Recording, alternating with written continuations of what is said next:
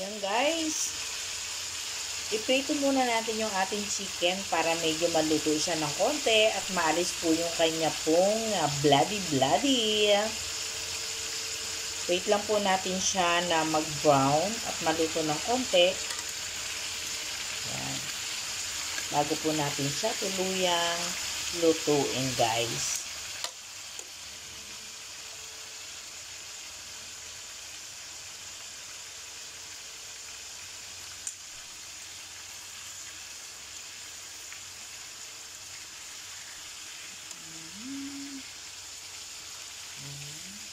So, i-turn natin para siya ay mag-brown.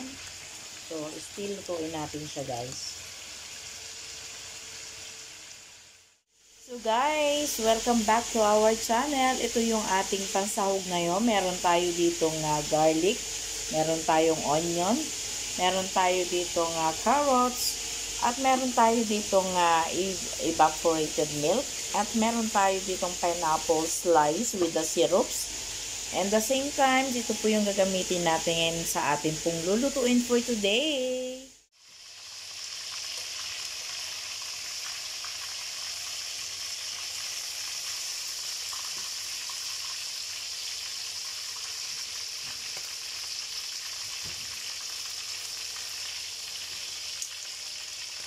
Lagay na natin yung bawang. Lagay natin yung bawang guys. Isabay na rin natin ang sibuyas. Ayan.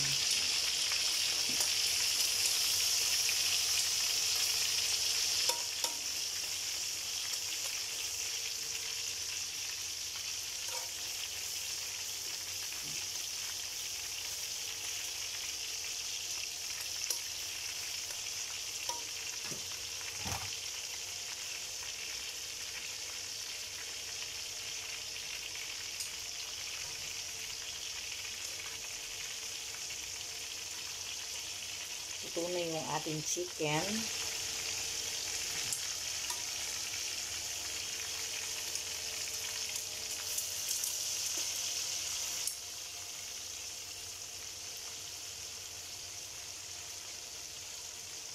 Para maging mabango siya guys. Ayan. Isama natin sa bawang sibuyas. And lakasan na natin yung apoy guys. High flame na po tayo.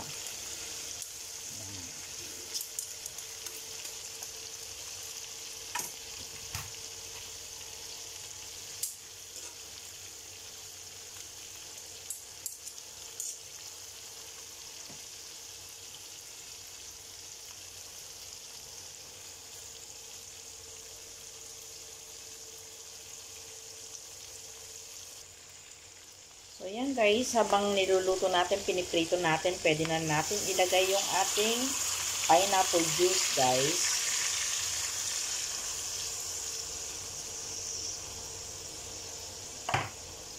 Yan. Pwede na natin ilagay yung ating pineapple para malasa na ang ating pong chicken habang pinalalambot natin yung chicken.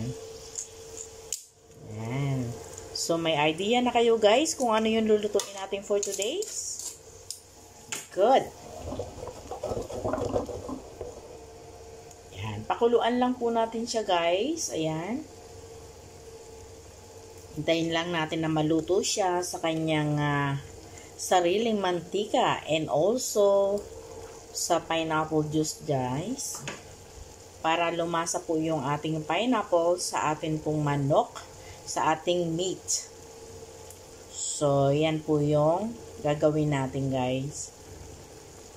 Wala po tayong gasinong ingredients ngayon. Napaka-simple. Very simple yung ating gagawin guys. Very, yan. Kayang-kayang gawin at kayang-kaya sa budget guys. Kung kayo nagmamadali, wala kayong prepared na ulam at meron kayo nito sa ref. Ayan. Pwede na pong ito ang inyong gawin guys. Sure, magugustuhan ng inyong mga anak.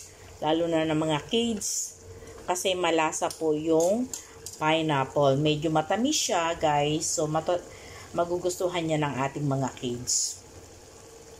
Hintayin lang po natin na kumulo ang ating pong chicken at takpan po natin in a minute.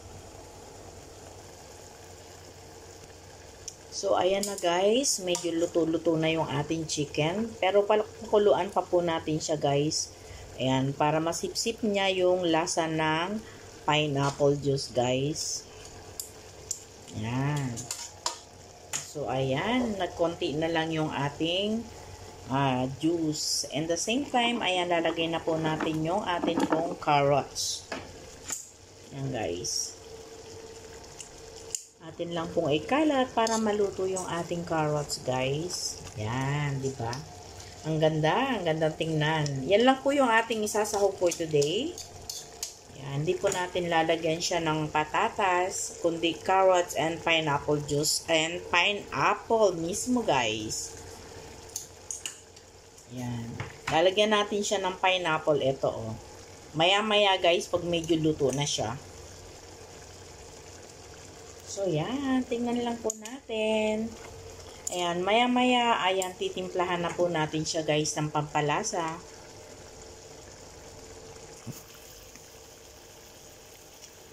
So, guys, ayan. Timplahan na po natin siya, guys. Ayan. Lagyan po natin siya ng konting asin. Ayan. Lalagyan na rin po natin siya ng konting Ajinomoto guys. Gumagamit po ako ng Ajinomoto. Ayan.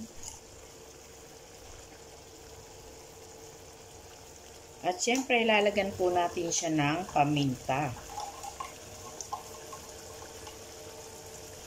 Ayan. So guys, yan po yung pampalasa niya guys.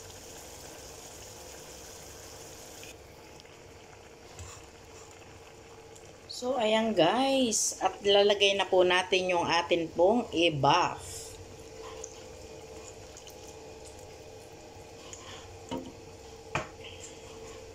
Para po lumasa na yung atin pong chicken guys.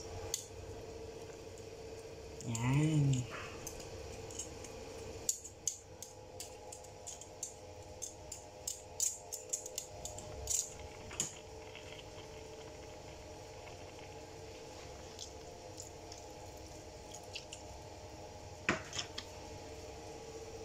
At syempre, ayan, takpan po natin siya guys, no?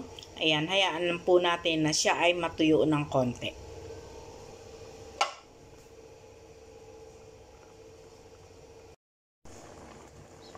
So, ayan guys, lalagyan na po natin siya ng pineapple. Para po sumarap na yung atin pong chicken with pineapple guys. Ayan, mas malasa, mas masarap.